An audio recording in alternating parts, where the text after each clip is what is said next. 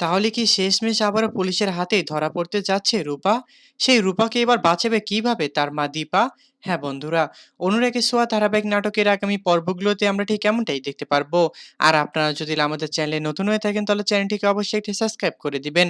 আমরা এপিসোডের শুরুতে দেখতে পারবো যে দীপা যখন তার মেয়েকে খোঁজার জন্য বেশ অনেকটাই চেষ্টা করে, ঠিক তখনই যেন আমরা অপরদিকে দেখতে পারি যে রূপা যেন নিজের খিদের যন্ত্রণায় একটি মন্দিরের ভিতরে গিয়ে নিজের খাবারের ব্যবস্থা করতে থাকে। ঠিক তখনই যখন সে খাবার নিতে যাবে, ঠিক তখনই কিন্তু সামনে একটি পুলিশ দেখে ওখান থেকে পালিয়ে যায় না খাওয়া-দাওয়া করেই। ঠিক তখনই যেন ওখানে আবারও একটি মহিলার সঙ্গে ধাক্কা খেয়ে যায় এবং সেই মহিলার হাত থেকে একটি কলা পড়ে যায়। সেই কলাটিকে তুলেই যেন সেই রূপা খাওয়া শুরু করে দেয় এবং যার কারণে সেই মহিলাটি তো বুঝে যায় যে এই মেয়েটির অনেকটা খিদে লেগেছে। তারপর যেন সেই মহিলাটি ওই রূপাকে বলতে থাকে যে, "তোমার তো অনেকটা খিদে পেয়েছে, তাহলে তুমি আমার সঙ্গে চলো। তুমি এখন কিছু খাবে।" তারপর হঠাৎ করে যেন রূপা ওখান থেকে কোনো কিছু না বলেই চলে যায়। তারপর আমরা দেখতে পারি যে একটি সাধু বাবা চলে আসে। রূপার মাথায় হাত বুলিয়ে বলতে থাকে যে, "মা, তোর এখনো পালানো শেষ হয়নি। তুই তো ১ দিন পালিয়েছিস, ২ দিন পালিয়েছিস। তোকে সামনে আরো ১ বছর পালাতে হবে, ২ বছর পালাতে হবে কিংবা ১ যুগও পালাতে হতে পারে।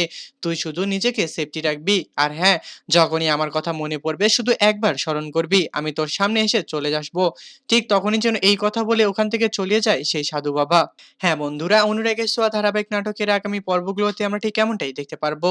আর আপনারা যদি আমাদের চ্যানেলে নতুন হয়ে থাকেন তাহলে চ্যানেলটিকে অবশ্যই এটি সাবস্ক্রাইব করে দিবেন।